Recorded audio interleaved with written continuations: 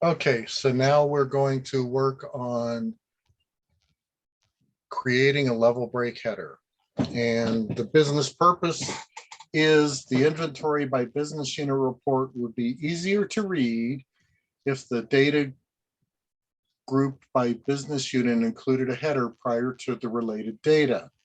Since many readers of this report may not be familiar with business unit number 30 and 70, they may not know which business unit these numbers, to which business unit these numbers refer. So we want to add a description for the business unit would be very helpful. Okay, so with this open, so based on this report, which field needs to be defined as a level break object, and that's going to be business unit. So we need to go in here and make sure it is. So I'm going to right mouse click and go to sequence, and there's business unit in the sort mode, and it is sorted. Now we have to make it a level break. So I'm going to click on business unit here so that there's a check mark so that it knows it's designated as a level break header. And I'm going to say okay.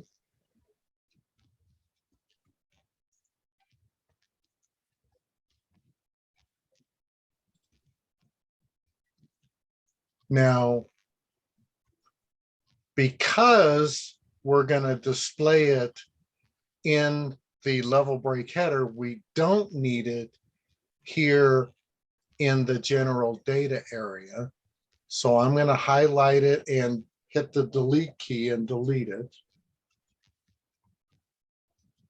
Now, keep in mind that if I go back to data sequencing, that in no way changes the ability for that business unit data dictionary item to still be in the sequencing and set up as a level break header, as a level break. So the fact that it's is or isn't displayed in the output doesn't affect that. So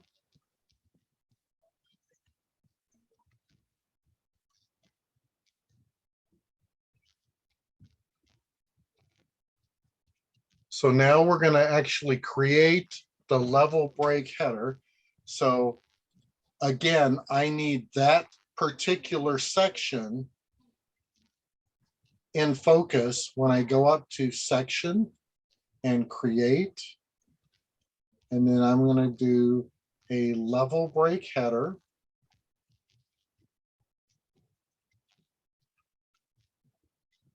And it's working on building it. Now, it can give me any of the data items in the business view. I can select as a level break header.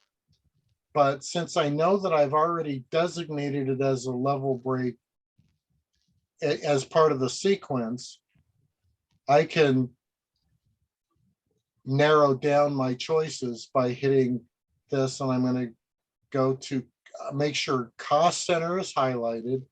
And then I'm going to say, I want you to display that column as part of this section. And then I'm going to hit finish.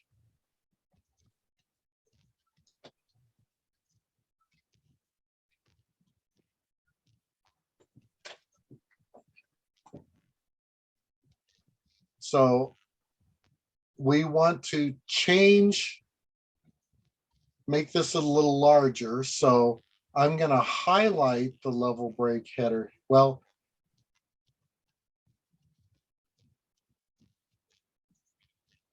let me think about this. Yeah, I can either go in here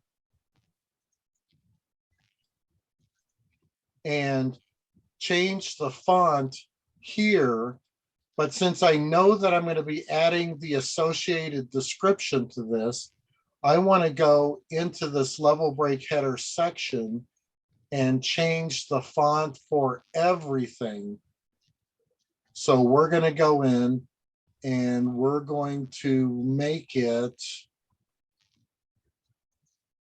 bold and size 9. So Arial regular, Arial bold, size 9. And we're going to say okay. And notice how it immediately changes that, the size. And then we're going to, with the value field in focus, I'm going to go up to the edit form and do associate description. Now I can place it anywhere in that section I want to, but I'm going to put it right here after and drop it in.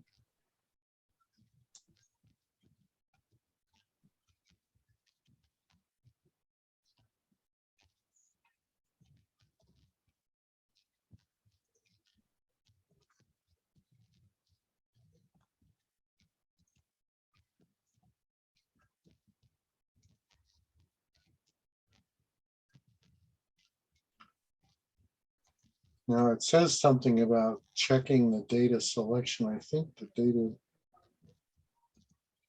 oh, we're going to change the data selection. So I'm going to go back to the original section, right mouse click and go to define data selection. And we're going to change it to pull only for business unit is equal to, and I'm going to make it a list of values. I'm going to type in 30 and hit enter, and then 70 and hit enter. And so it's giving me my 2 business unit choices here in the list of values. And I'm going to say, okay.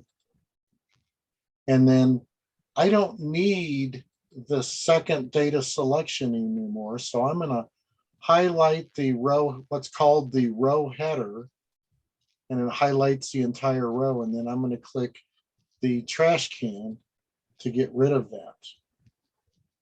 And I'm going to say, okay. And so now I'm going to preview my report and nothing's happening. Do you know what to do if you hit preview and it doesn't regenerate? On mine, I just have to run it. Well, if you hit the F5 button, which is like when you're looking at Explorer or Edge, right. Microsoft Edge, it regenerates. So I hit it and it's asking me, wants me to confirm if it wants me to rerun the preview, and I'm going to say yes. And it asked me to save it, so I said yes. Okay, now I'm going to go back here. It's current time, so let's look at our new preview.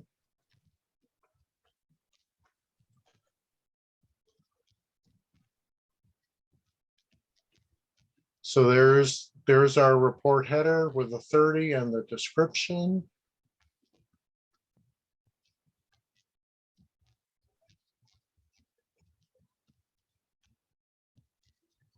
And I don't see the other business units, so. I believe you put 30 and 70, didn't you? I did. Maybe 70 doesn't exist in the records. Maybe it's just 40. Oh, did I do it wrong? I think might probably. Okay, Think so? I think it's supposed to be 30 and 40.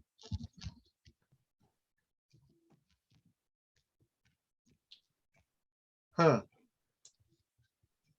Well, let me try that. So I'm going to go back into design. And go into data selection here. And I'm gonna click, highlight the right operand and go back to literal. And instead of changing 70 to 40, I'm just gonna add 40. Because I know that 70 won't run, so it won't hurt it to leave it in there. So I'm just gonna do that for now. It's kind of a lazy way to do it. I don't necessarily recommend it if that's a final, if this is an actual final report. So say okay, preview F5, run preview, save changes.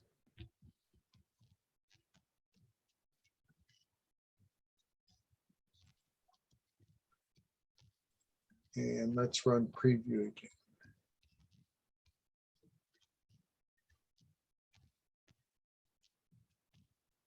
Looks like it's the same 30.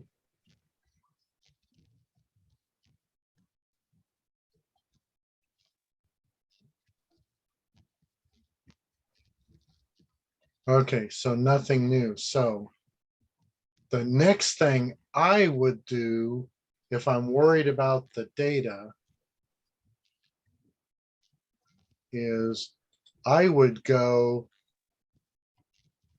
and see if I could find data that applies. So I'm going to go back to my Solution Explorer and go look at Universal Table Browser, UTB, type it in FastPath and hit enter. And I have to remind myself what business view I'm looking at. So I have to go into this section. I want to double click it. V41021.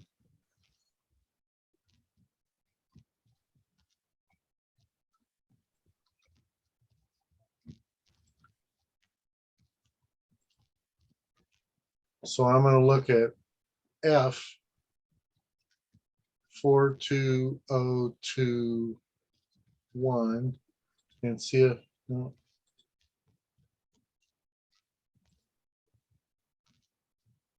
I have to look and see what that business view is joining. So I'm going to jump out of here.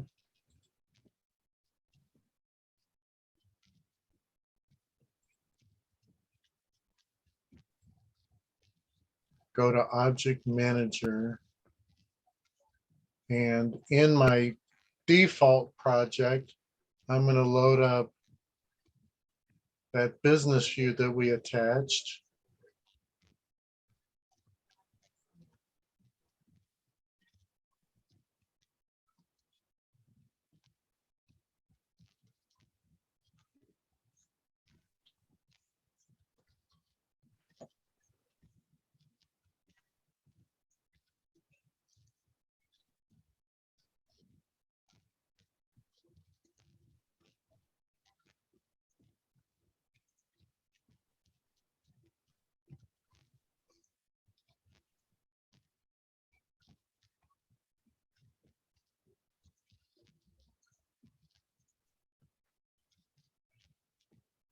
Okay, so it's V42, no, 41021. Oh, I did it. 41021E. I'm going to load this into my default project so I can edit it and go and see what it's made of.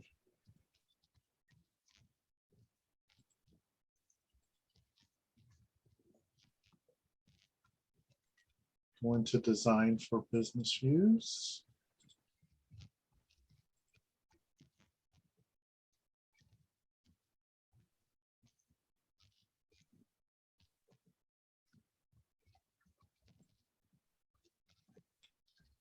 And so it is looking at the 41021 and the 4101.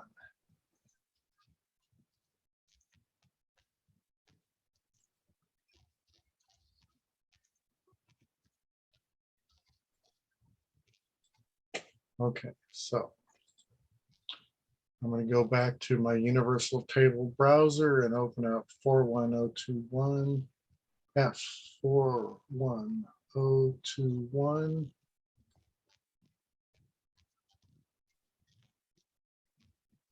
And here's business unit, MCU. So I'm going to look up all the 30s first, and there's some of them. Now let's see if there's 40s in here.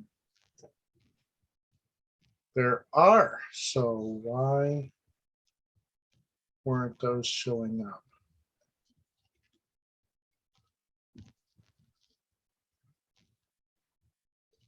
Any thoughts on the why the 40s didn't show up? Can we go back to your data selection? See if it's set up correctly. So let me.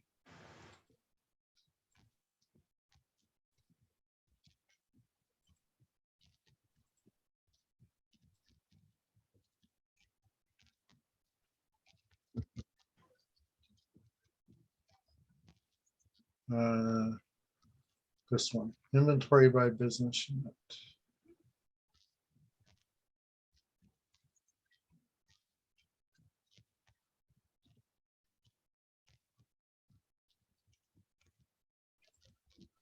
So are you supposed to be doing it for that or for the section with the business unit in it?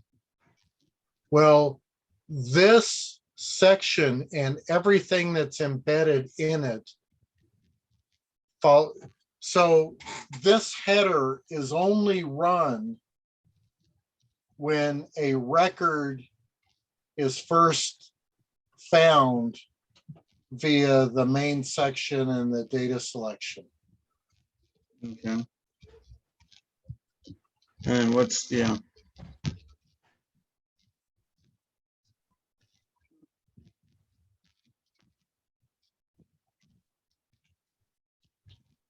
So that looks right.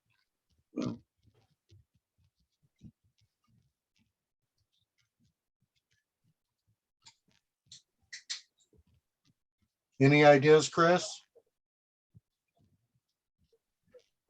I'm not sure. Do you understand what we are perceiving as a problem? I think so. Okay. Well, let me do this. I am going to go back to OMW, go to the version list, and I'm just going to run it outright.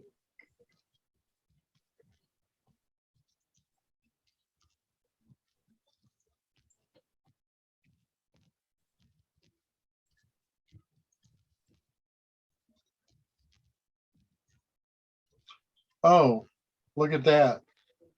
76 pages now instead of just 3. What did you change? Oh, you left the preview and actually ran the report, right? Exactly. Yeah, that makes a lot of sense. There were more pages of 30 than there were pages in the report. In the preview of the report. Right. So this is one of those gotchas that people will hit over and over again until they get over, until they don't. And if you remember, we went into user options and said, I'm only going to process 19 rows of data for the preview, which is really less than a page of data when it's single record per. Now ours is a little different. It's group and it's got multiple lines and it's got a level rate header, but that results in 3 pages worth of data. But just remember, when you preview, you're not doing a full report, and so you're not going to see that. And so you may, just like in this case, never, the level break header will never be tripped more than the very first record. Does that make sense? Yeah. Okay, so.